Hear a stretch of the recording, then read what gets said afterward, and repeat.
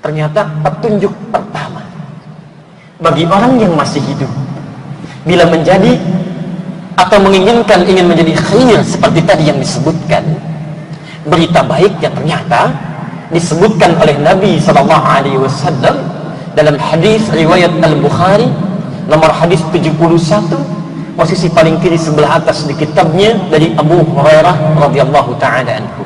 Kita bacakan hadisnya, semoga kita termasuk di dalamnya. Man yuridillahu bihi khairan yufaqqihhu fid din. Man yuridillahu bihi khairan, siapapun yang diinginkan oleh Allah Subhanahu wa taala. Man itu dalam bahasa Arab disebut dengan ismun mausulun yadullu 'ala al-'amil. Kata sambung yang menunjuk pada subjek, objek bentuknya umum. Baik laki-laki, perempuan, besar, kecil, tua, muda, kaya, fakir, man. Seakan Nabi ingin mengatakan man, siapapun, tak peduli siapa dia, laki-laki, perempuan, besar, kecil, tua, muda, siapapun, yuridillahu bihi khaira, yang diinginkan oleh Allah Subhanahu wa taala akan berubah jadi orang baik, khair. Saat hidupnya khair, wafatnya khair.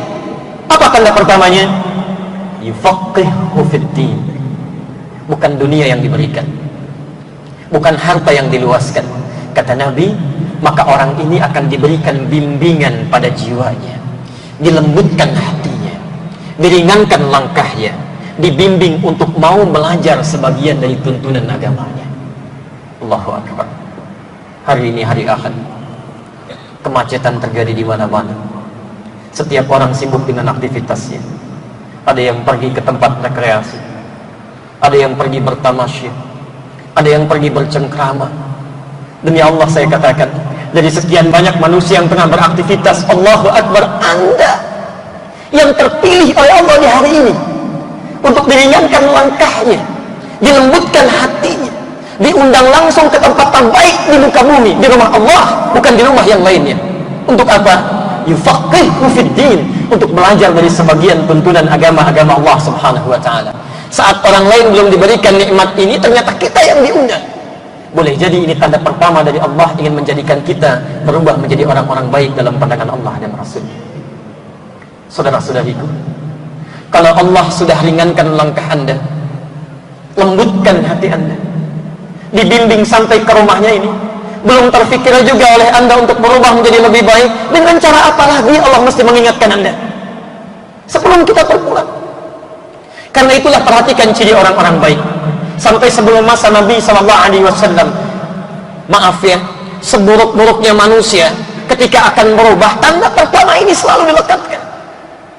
Ada orang yang pernah membunuh sampai 99 orang, bahkan digenapkan sampai 100.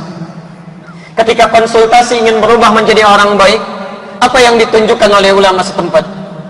Kata beliau, hajir inahuna, pindah kamu ke tempat itu, karena di sini ada keburukan-keburukan yang membuat engkau selalu jauh dari Allah.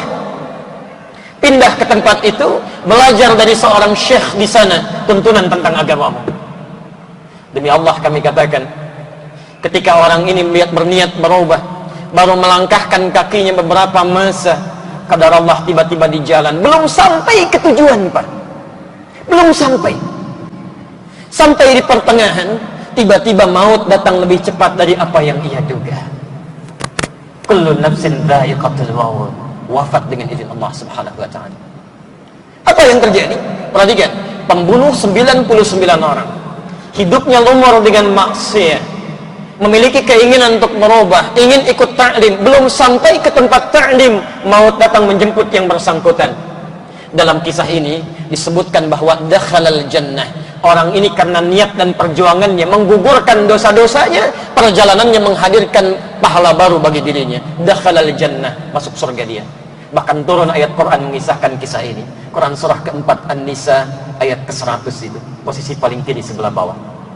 Wa may yakhruj min baitihi muhajiran ilallahi wa rasulih thumma yudrikul maut faqad waqa'a ajruhu 'ala Allah. Dan siapapun yang berniat keluar dari tempat ia tinggal, kemudian dia memiliki keinginan untuk mulai berubah karena Allah dan Rasulnya, tapi tiba-tiba baru dia melangkah, kemudian maut datang lebih cepat dari apa yang ia duga, kata Allah, faqad waqa'a ajruhu 'ala Allah. Orang ini telah mendapatkan pahala di sisi Allah Subhanahu wa taala. Terbayangkan oleh Anda teman, membunuh 99 orang, hidup larut dalam maksiat, ingin merubah, belum sampai ke tempat tujuan, wafat, masuk surga. Anda tanyakan pada diri Anda, pernahkah membunuh orang sampai dengan hari ini? Masya Allah. Maksiat apa yang pernah Anda kerjakan sebandingkah dengan orang tadi? Bila 99 orang telah dibunuh orang tadi, orang yang telah membunuh orang lain, mau berangkat ta'lim, belum sampai ke tujuan, dosanya diampuni oleh Allah, maka bagaimana dengan orang yang belum pernah membunuh orang lain, sampai di tempat ta'limnya, dia niatkan karena Allah, dia ikuti petunjuk Rasulullah, maka lebih berhak kita mendapatkan yang lebih baik dibandingkan dengan yang tadi. Maka semoga Allah Subhanahu wa taala memberikan kita semua nikmat lebih dari apa yang tadi disampaikan.